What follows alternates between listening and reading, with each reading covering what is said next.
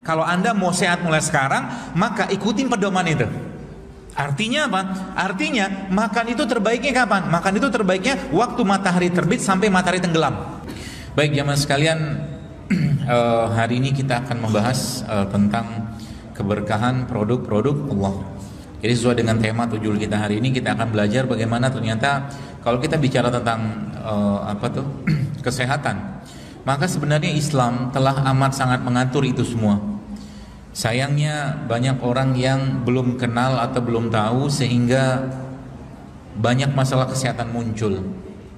Ya, dan sering saya sampaikan bahwa masalah kalau kita bicara tentang kesehatan, maka kesehatan itu dalam Islam diatur dengan sebuah konsep yang sederhana tapi penuh makna.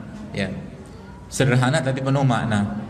Yaitu apa? Yaitu Nabi SAW menyampaikan atau bersabda dalam sebuah hadis, ala wa innal fil jasad mudghah iza salahat salah jasadu kulluhu wa iza fasadat fasada jasadu kulluhu. Jadi Nabi katakan bahwa dalam tubuh manusia terdapat segumpal daging.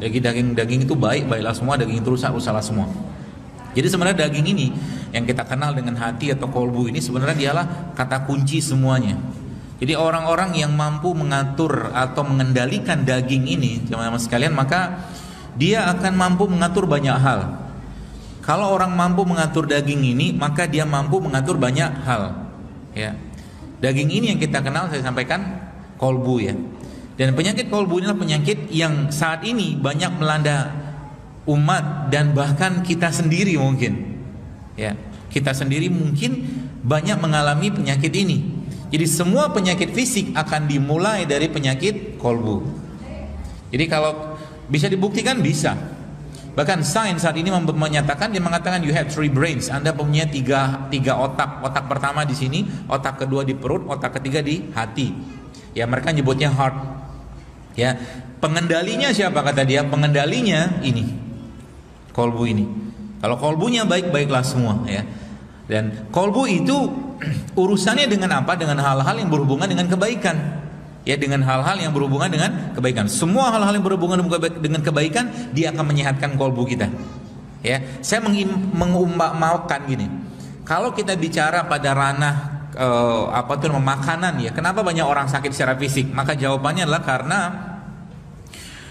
yang dia makan banyak atau sudah banyak yang kehilangan elektronnya. Ya, sebutlah produk makanan tadi itu menjadi missing elektronnya, hilang elektronnya.